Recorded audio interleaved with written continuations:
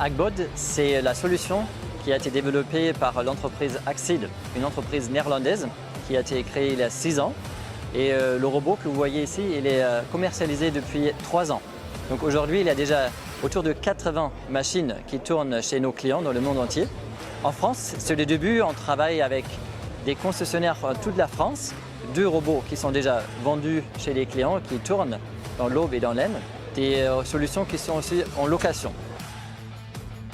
C'est un robot qui travaille comme un tracteur, sauf qu'il n'y a plus personne sur la machine. Donc vous ne voyez pas de siège, il n'y a plus de chauffeur. C'est un robot qui travaille jour et nuit et qui peut faire un équivalent d'à peu près 40-50 hectares par jour. Le fonctionnement, c'est diesel électrique, donc ça reste un moteur thermique avec un réservoir de 350 litres de GNR qui peut tourner entre 15 et 20 heures en autonomie. C'est justement aussi pour cette question de l'autonomie qu'on a opté pour la solution moteur thermique qui alimente une génératrice. Et depuis la génératrice, tout est électrique. Donc vous allez voir derrière les chenilles, il y a 2 moteurs électriques et un 3e moteur électrique pour la prise de force.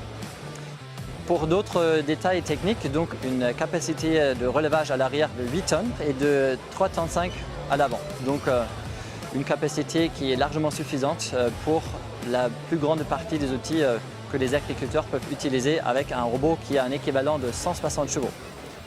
C'est un robot qui travaille comme un tracteur, ce qui veut dire que vous pouvez utiliser les outils que vous avez dans votre parc d'outils pour faire du semis, déchômage, broyage, fauchage, binage en fonction de la largeur de chenille. D'ailleurs, ici vous voyez des chenilles de 760 mm. On peut également équiper ce chenillard des chenilles de 300 ou 400 mm pour tourner entre les lignes pour biner. La machine a le droit de tourner en autonomie non supervisée. Vous n'avez pas besoin de rester autour de la machine pour la surveiller. Parce que vous voyez plusieurs systèmes de sécurité qui sont sur la machine, en commençant par le lidar en haut. Et vous voyez aussi les radars, les ultrasons et ce bumper comme moyen de sécurité pour arrêter la machine en cas de danger.